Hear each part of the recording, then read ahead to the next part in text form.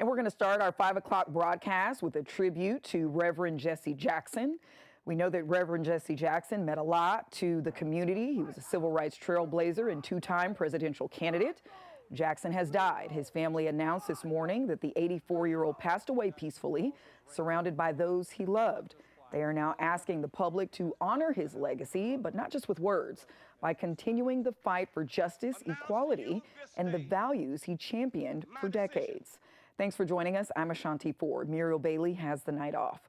Reverend Jesse Jackson led the civil rights movement for decades after the assassination of Martin Luther King Jr., an impact he had felt across the country. We all did, but especially here in Alabama. In 1965, Jackson joined the Voting Rights March Martin Luther King Jr. led from Selma to Montgomery, an event that helped the passage of the U.S. Voting Rights Act that very same year. Jackson with King on April 4th, 1968, when the civil rights leader was assassinated and took over leading the civil rights movement. Jackson ran for president twice in 1984 and 1988 and did better than any African-American politician had before. President Barack Obama, with Alabama Democratic primary participating, sparking in those years. In 2022, Jackson returned to Selma to mark the anniversary of the March for Voting Rights, with Jackson encouraging the crowd to make sure they registered to vote. This evening, we're hearing from those who knew Jesse Jackson well in the Birmingham community. While the longtime activist and presidential candidate is often closely tied to Selma, historians say his connection to Birmingham and the city's civil rights legacy is just as important. ABC 3340's Emily Cundiff joins us now and has more on his lasting impact. Hey, Emily, what have you learned? Ashanti, even though Reverend Jesse Jackson is not a Birmingham native, historians say that his work in Alabama, including Birmingham, has helped shape the civil rights movement. And right behind me, you can see it's a historic landmark. It's the 16th Street Baptist Church. Now, when Jesse would come to Birmingham, he'd always make stop to it and even preach there. Some of the sayings that I always remember in my own youth, when he ran for president, I was a young guy, but I remember things like keep hope alive. I remember things like I am somebody.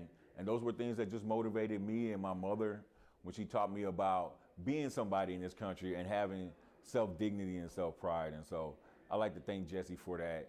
For Charles Wood, the late Reverend Jesse Jackson wasn't just a national figure. He was a direct source of inspiration. Jesse Jackson was one of those top iconic individuals. I was shocked, but not surprised. As these people are aging out. Whenever Jackson visited Birmingham, he often made his way to one historic landmark, the 16th Street Baptist Church. I remember his last time here was a few years ago on the first Sunday in December. He happened to be in Birmingham and he wanted to stop by and worship at 16th Street Baptist Church. Creating connections with the Birmingham community. He was very personable. He was always engaging. He was always encouraging. He was always about fighting against injustice, inequity, and inequality, and wanted to make sure that the voices of those in the margin was heard. Pastor Arthur Price says Jackson built genuine connections within the Birmingham community. He was one that let everybody know that they were somebody and that everybody was important. He would always say, whether red, yellow, black, or white, we were all precious in God's sight. So that's the lasting impression I would have on the Reverend Jesse Jackson.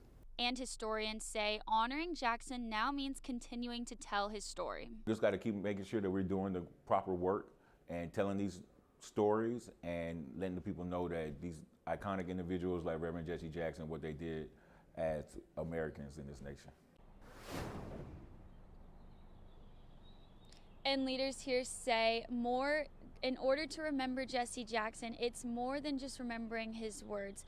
It's continuing his work. Live in Birmingham, Emily Cundiff, ABC 3340 News.